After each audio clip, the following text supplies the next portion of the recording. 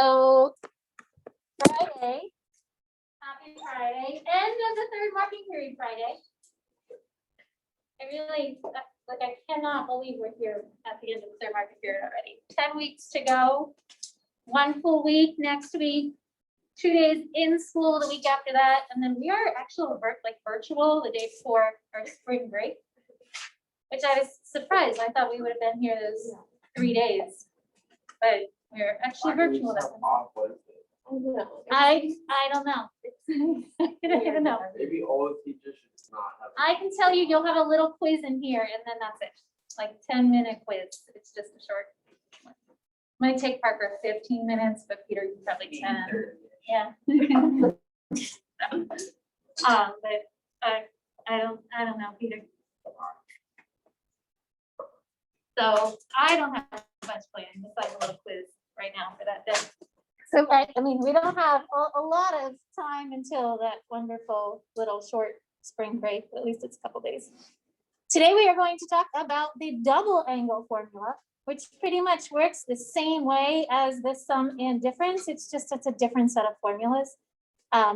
If you want to have that sheet out on your desk, because we are going to go look at another group, and it's nice to have the formulas to look at, so you're not like scrolling back and forth. You can get that out. Evan, I got one for you too. Give you a piece of paper, other than Grant's actual paper.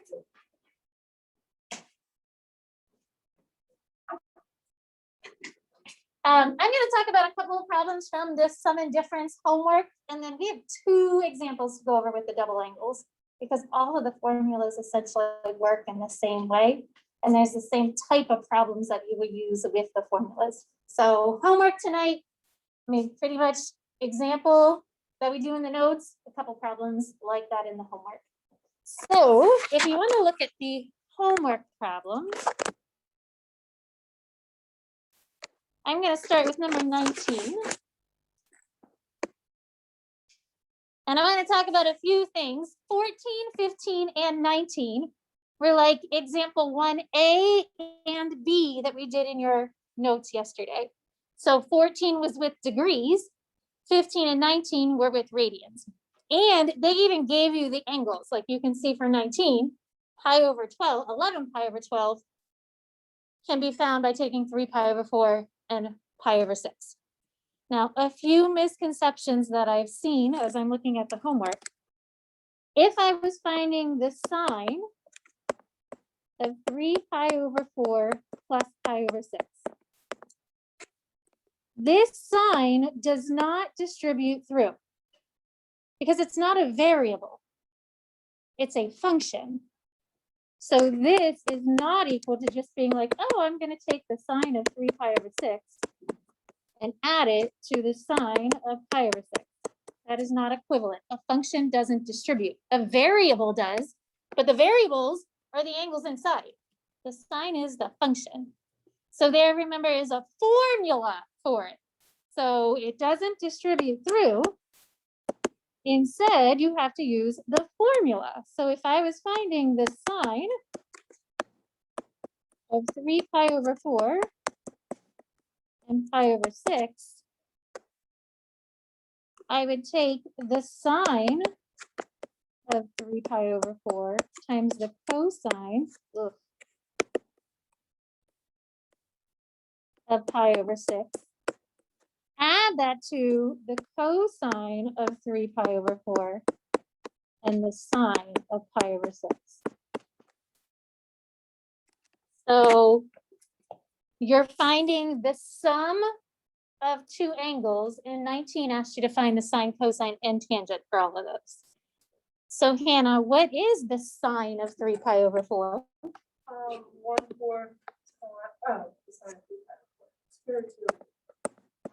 And the sine, cosine of pi over 6 is square root of 3 over 2. And then the cosine of 3 pi over 4. And then the sine of pi over 6. Yeah. So you use the formula. It's sum because we're adding 2 angles. So we're using the sine formula of the sum of two angles, and then you simplify. So I can multiply the numerators together and get √6 over 12. And I can multiply the next pair together and get √2 over 4. That one's a minus because the cosine is negative at 3 pi over 12. Questions on that? Okay, so I wanted to look at tangent. Yeah. Wouldn't it be 3 pi over 2, not 6? Where are we at? Like the. Oh my gosh. Yikes. I don't know how I wrote 6. Here we go. So √6 minus √2. Maybe I should just stop. Right today. Thank you. So I want to go through the tangent. So cosine would be exactly the same as sine, except cosine's formula is cosine times cosine minus cosine times cosine, or sine times sine. So same process, but you're using the cosine formula. So looking at the tangent, Peter, do you know what the formula is for the sum of tangent of two angles?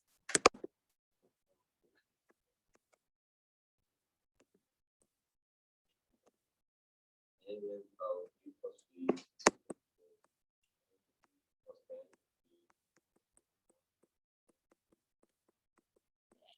So he said tangent u, and I'm gonna make it an A, doesn't really matter. And then you said tangent A, tangent B.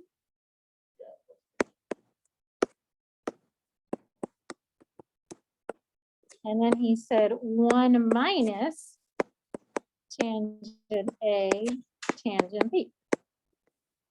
Oh, that would be the tangent formula for the sum of two angles. So now that I have the formula, doing exactly the same thing that we did for sine, we're going to plug in the values or the angles that were given. So tangent 3 pi over 4 plus tangent pi over 6. First one's A, the second one's B, or U and V, whatever letters you want to use, X and Y, pick two, doesn't matter. And then in the denominator, we have 1 minus the tangent, 3 pi over 4, and pi over 6. So that's plugging it into the formula. The next part is evaluating. So thinking about your angles, pi over 4 is √2 over 2, √2 over 2. Pi over 6 is √3 over 2 and 1/2.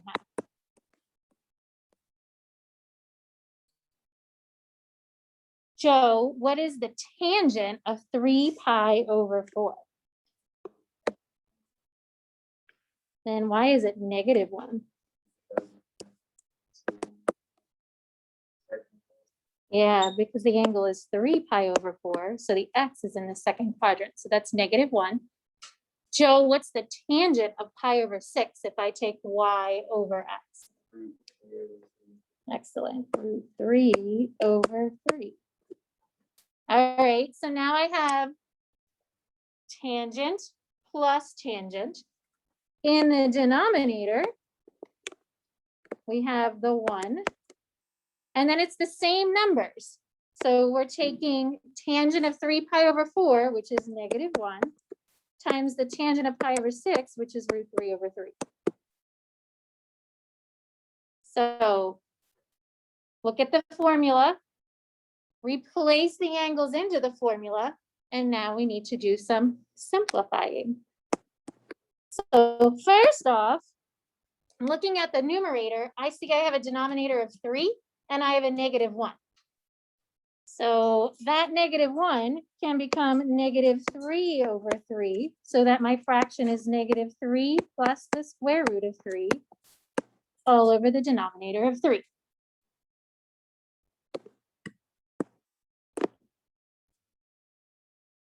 In the denominator, this becomes a positive. So this is really 1 plus root 3 over 3.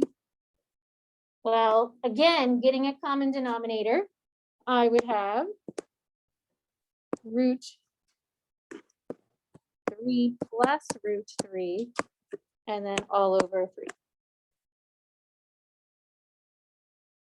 Peter, what would you do if you have fraction on the top and a fraction on the bottom, but the denominator is the same? They cancel. So I can cancel out the denominator of 3 and the denominator of 3. And we end up with negative 3 plus root 3 over 3 plus root 3. Can they cancel? No, because they are not the same. Even if I factor out a negative, they're not going to be the same. So you can't just cancel them and be like, oh, it's a -1. They're not the same factor. This little minus sign ruins it for us. So you can't just cancel them out. Can you leave a radical in a denominator?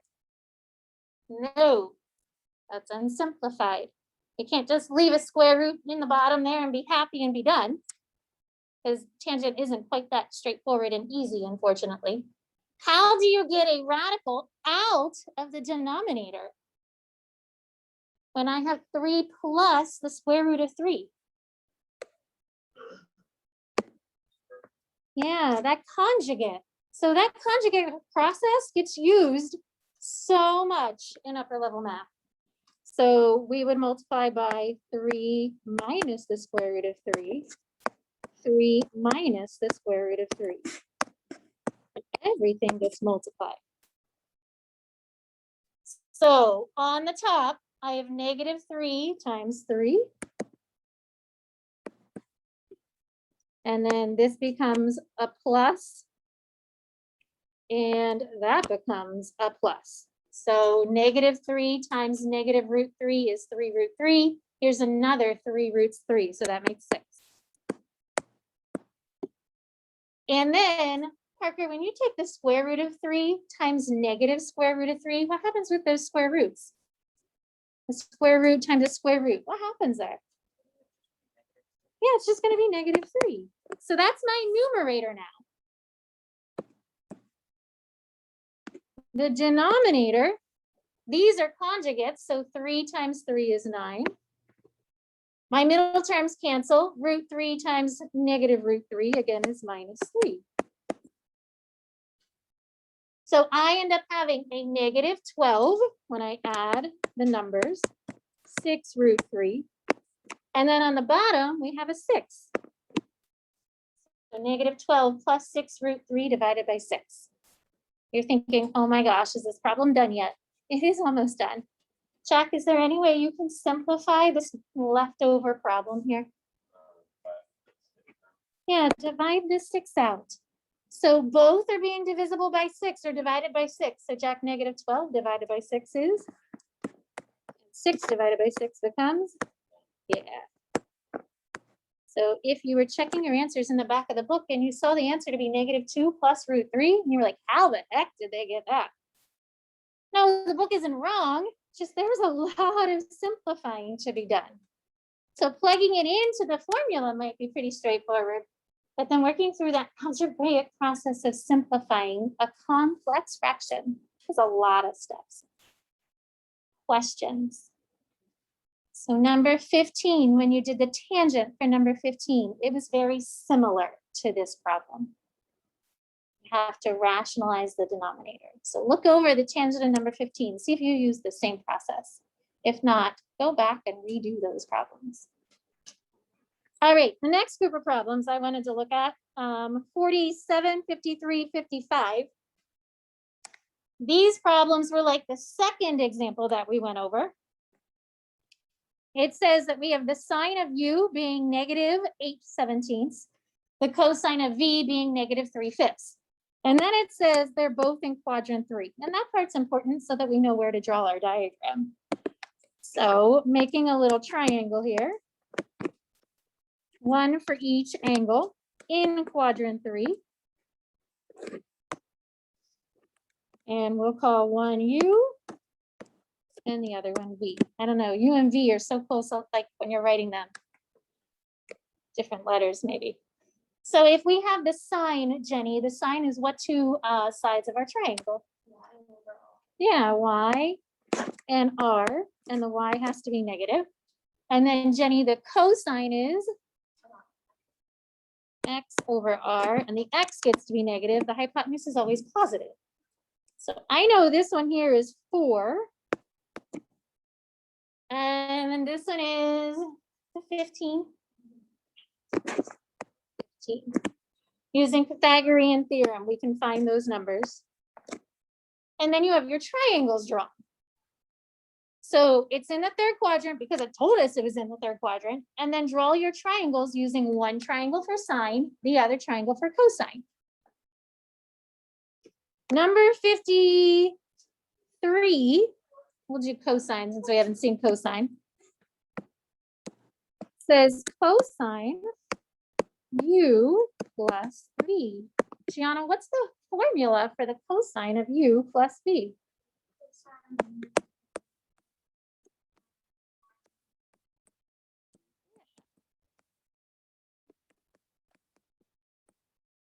So taking my little triangles drawn, you're now plugging in the values. So cosine u, 15/7, ooh, that's a negative over there. Negative 15/17. Cosine v, well, that was given to us, negative 3/5. Sine u is also given to us. That's a negative 8/17. And then sine v is negative 4/5. And I missed my negative sign there too. So draw your triangles, use the formula, and then plug in the values. So Gianna, if we multiply the first two pair together, what numbers did that give you? What fraction? 45 over 85. And then if you multiply the other pair together, and when you combine them, you get 13/85. Any questions?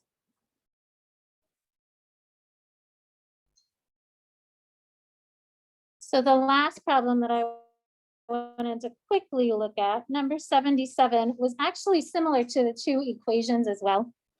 So it gives you the sine of x plus y, the sine of x minus y, and it says this is a verifying problem, and it wanted you to verify that it was equal to 2 sine times cosine. So if you expand them using the formula, so you're going to take the formula for sine x plus y. That's sine x cosine y, cosine x sine y. So that's the formula for the first one, the sum. Again, the sign doesn't distribute through. It's a formula, the sum of two angles. There's a plus sign, and then we have the sine x minus y, so sine x cosine y minus cosine x sine y. So that's just using both formulas, similar to the last example we did in your notes. It was an equation instead. And then Jeremy, what happens here? Yeah, and what do you have left? Which makes? Yeah. So that's what expanding. So you're looking at like the formula, the condensed form, you're expanding it. And after it's expanded, cancel out what they have in common. These two terms are in common, and then combine the other two. So 81 and 85, I think those were the ones, were very similar. Expand, pull all of your terms together, and then 81 and 85 were solving the equation. The answers in the back of the book were stupid for those because it gave decimal values, which I don't know why, because they're exact angles. So if you had wonderful exact angles, that should be your answer, not the stupid decimal values the book gave you. Questions? Hopefully that helped. I know I spent a lot of time going over homework, but hopefully that helped clarify things. I try to look at your homework before you come to class, just so that I get a gauge as to what problems there are besides using the homework form. I use that homework form every day. All right, so as I said, we have 2 examples in your notes, which is why I spend a little extra time kind of talking about homework. It is important to understand how the formulas work because each formula pretty much works in the same way. So you have to look at like the notation you're given, expand the formula, and then work through it. Just a little reminder, look at your notes when you're doing your homework. Like each problem from the homework was identical to the problems you did in your notes. So if you're not sure how to start it, at least check the notes out so that you can kind of see how we started the problem or where to start the problem. So section 5.5, part 1, double angles, which means I'm taking an angle and doubling it. On Monday, we'll do part 2, which are half angles, which means I'm taking an angle and I'm cutting it in half. So looking at the formulas, the sine of a double angle is 2 times sine times cosine. And then there are actually 3 different versions for cosine, which we verified as identities in section 5.1 and 5.2. So you were given cosine squared minus sine squared, and we verified that it was equal to 2 cosine squared minus 1. And we verified that it was equal to 1 minus 2 sine squared by using the Pythagorean identity. You get to choose which one you like best. I generally use the first one, sine or cosine squared minus sine squared, but sometimes it depends what's in your equation. So if you look at the equation and you notice that there's a sine squared already in it, then maybe you want to use the one that has 1 minus 2 sine squared in your formula. Tangent is the one that's evil. Tangent is always going to be a fraction because you're really taking the sine divided by the cosine to get tangent. So it's fraction form. So looking at, we're going to skip the proof. Oh, thank goodness, right? This proof's actually cute. It's short and little, but we'll skip the proof. Looking at the first example, given the following information, the cosine is 5/13. The angle is between 3 pi over 2 and 2 pi. We're going to see if we can just find the sine, cosine, and tangent of the double angle. As I said, each formula is really similar to the previous that we learned, at least the process. What do you think you would do first if you know the cosine is 5/13? How would you start, Peter? Yeah, make a triangle. Trig is the study of triangles. Parker, why is it called a triangle again? Has 3 sides. I mean, trig makes sense. Triangle, trig, tri. Study of triangles, 3 sides.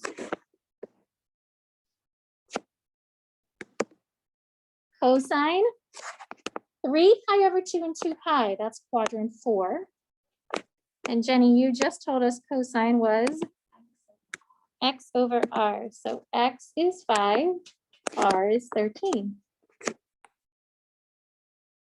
What's the vertical side if I have one side is 5 and the other one is 13? Peter? Yeah, -12. And don't forget that's negative. I was forgetting my signs in that homework problem. We don't want to forget those signs. All right, so you have the formula sheet next to you on your desk, so you don't have to scroll. These work pretty much the same exact way. You're going to use the formula, plug and chug. So looking at the sine of the double angle, this is equal to 2 sine times cosine. So that's the formula. Grant, what are we plugging in for the sine using that little triangle?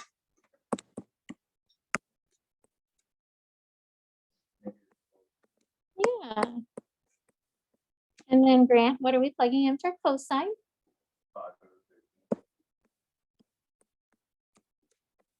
So that 2 can really be 2 over 1. So we're multiplying 2 times -12 times 5 together.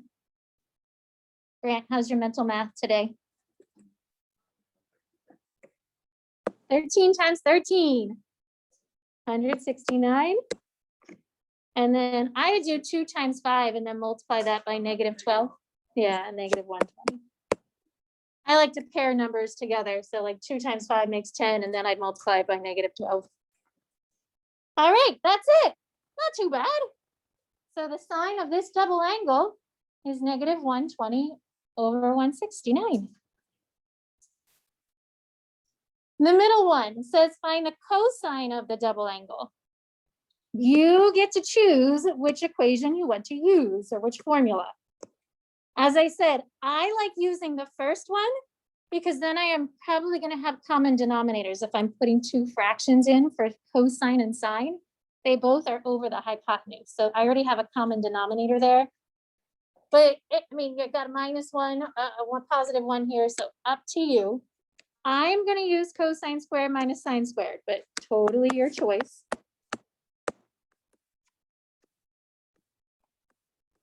If you want to use something different just to see how it works, feel free to do so.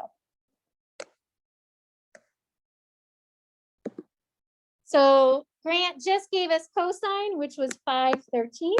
That now is squared because it's cosine squared. He also gave us sine, which is negative 12/13. And again, that one's squared. So see how the common denominator is already in the problem when you choose this one? You don't have to worry about that plus one or the minus one. It already has a common denominator for us. So cool. What is 5/13 squared?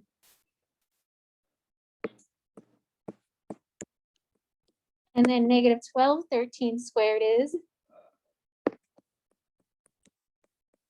All right, 25 minus 144, cool.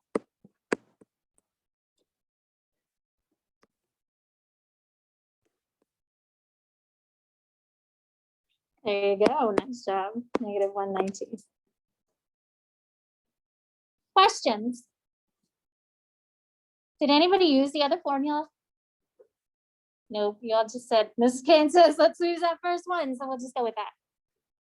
All right, the last one, tangent. As I said, tangent's gonna be the one that's a little trickier because it's already in fraction form, and then you're throwing fractions into the form. So 2 tangent over 1 minus tangent squared. So 2 times the tangent, 1 minus tangent squared.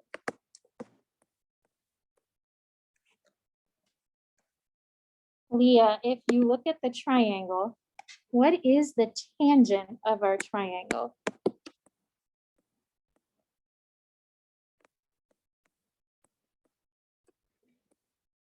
So on the top, we have 2 over negative 12/5.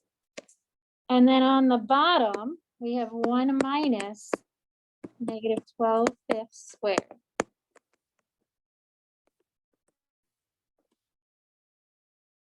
So Kaden, what do you get when you take 2 times negative 12/5? And then how about the denominator, Kaden? Let's first do that negative 12/5 squared.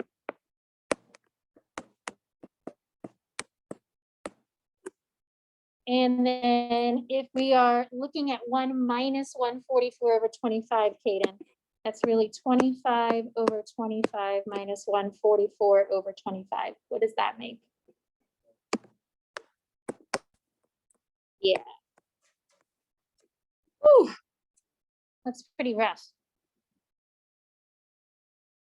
So again, negative 12/5 is 144 over 25. 1 minus 144 over 25 is negative 119 over 25. So Kaden, when you have a complex fraction, when you take a fraction divided by another fraction, what are you really doing with the fraction in the denominator? Yeah, multiply by the reciprocal. So this is 25 over negative 119. That's what dividing by a fraction really means. You're multiplying by the reciprocal. So I can get this fraction to reduce because I have a 5 and a 25. So reduce it. The 5 goes away, the 25 becomes 5. And then Kaden, we're taking negative 24 times 5. What's that?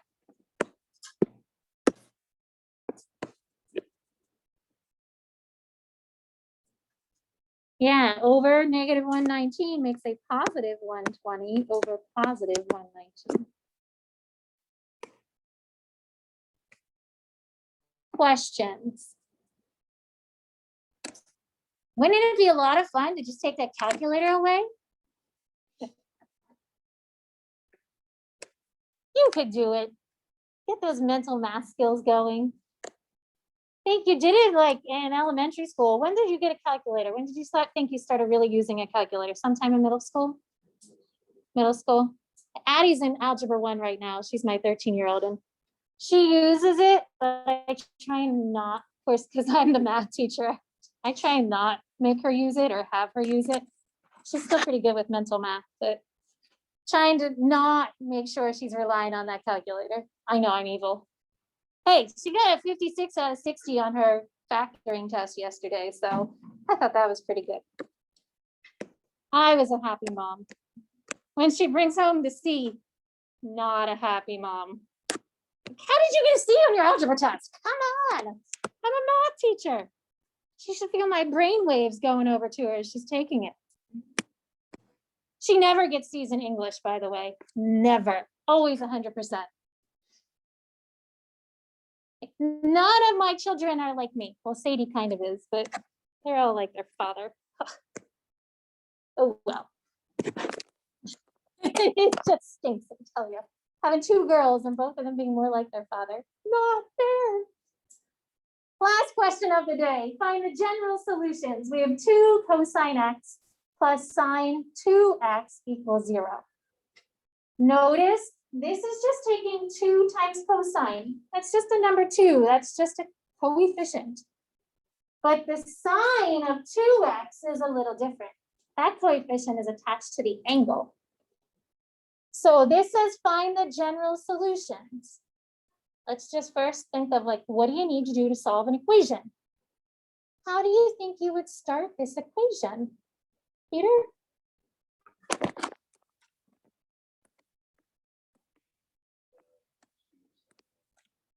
Yeah, so looking, here is the sine of 2x. That's a double angle. So now we know that formula, and we can replace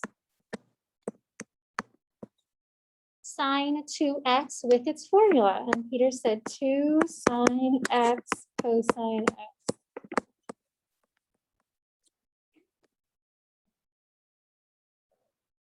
Well, that made it kind of nice. Evan, why would that make it kind of nice? We could take out a cosine. And what else can we take out? A 2. Yeah, it's equal to 0 already. Let's factor out a 2 cosine. And we have 1 plus sine remaining. Factoring, 0 product property. Pull out what they have in common. 2 cosine. There's still a 1 left because if I divide 2 cosine by 2 cosine, I have a 1 there. And then we have just the sine left inside. So now, after you factor 0 product property, each one of them gets set equal to 0. So that first one is really just the cosine is equal to 0. And the second one is when the sine is equal to -1. So got a little grid here. Cole, when on the unit circle is the cosine 0?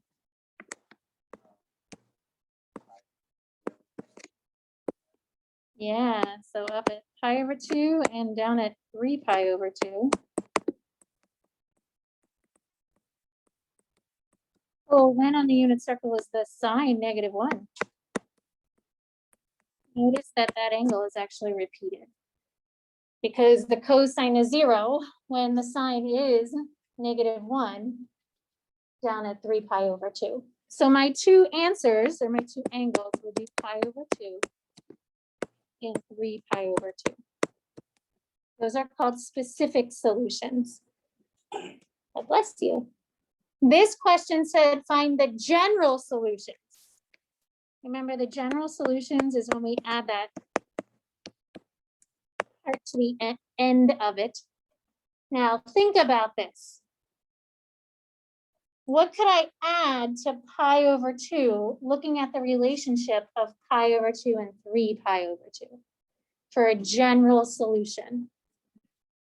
Yeah, just add pi. Because if I take pi/2 and add pi to it, then I pick up that 3 pi/2 angle. So I don't need to write two general equations, just one. And if you just want to have the plus, that's fine. If you want to put the plus or minus in, that's fine. Either really is the same thing. If you have the plus or minus there, it just means n will always be positive. If you only have the plus, it means n could be positive or negative. Any questions?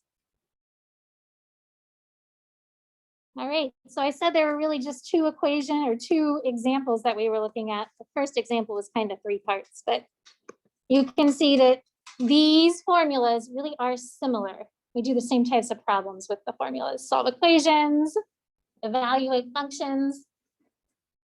Any questions? All right. So again, you got some book homework, 10 problems, I believe. Very similar to the problems that we just went over. Everybody at home, have a fantastic weekend. Enjoy the sunny weather.